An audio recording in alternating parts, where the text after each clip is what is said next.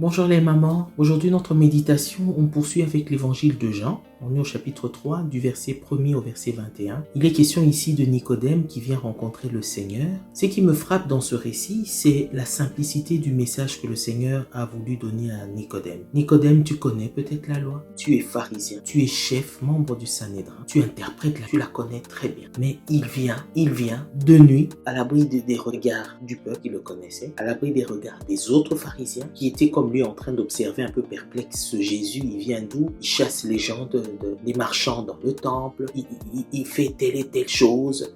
On a eu un Jean-Baptiste qui a dit que c'est lui qui est le plus grand, c'est lui le Messie. Ils sont un peu en train de l'observer et Nicodème, lui, se questionne en fait par rapport au Messie. Il se questionne par rapport au message du Messie. Et ce qui se passe, c'est qu'il choisit de venir la nuit. Il vient la nuit pour lui poser la question. Il lui dit, Rabbi, il l'appelle Rabbi, c'est-à-dire qu'il reconnaît qu'il est le maître. Rabbi, comme pour dire, tu peux m'enseigner, tu es maître.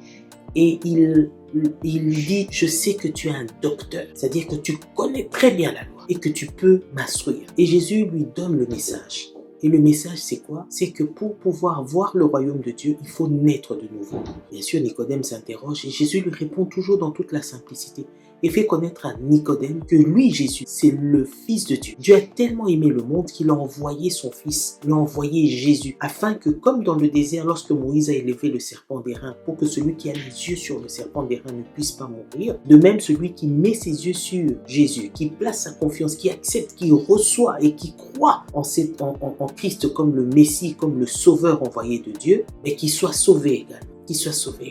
Et donc voilà, le Seigneur le prend et l'emmène évoluer avec lui dans la connaissance, évoluer avec lui dans la connaissance de cette parole, dans la connaissance de cette vérité. Et une autre chose qui m'interpelle quand même quand la Bible dit qu'il vient de nuit, et une chose qui me fait dire, pendant le jour, il observait le Maître. Il l'observait, il l'entendait, il voyait les signes, parce qu'il a dit les signes que tu fais me montrent que tu es quand même de Dieu, tu es avec Dieu. Et ça m'encourage à me dire que tout autour de moi, tout autour de nous, maman, il y a des gens qui nous observent. Ils voient peut-être en nous notre façon de parler, notre façon de nous comporter, de réagir. Ils se disent, il y a quelque chose, tu n'es pas le même, tu es différent. Et ces personnes-là peuvent être des personnes, j'ai envie de dire, que nous, parfois que nous mettons sur un piédestal. C'est peut-être des personnes que nous considérons comme, voilà, alors que elles s'interrogent, elles ont peut-être soif de ce que nous avons. Elles n'osent peut-être pas le dire, peut-être qu'elles nous le disent à demi-mot. Elles ont peut-être peur des autres collègues, elles ont peut-être peur d'autres personnes à qui ils ont déjà affirmé que nous, ces choses-là, on n'aime pas ça. Ici, c'est vraiment, ça m'encourage à me dire, je dois parler de Dieu. Je dois parler de Dieu. Bien sûr, dans toute la simplicité, comme lui-même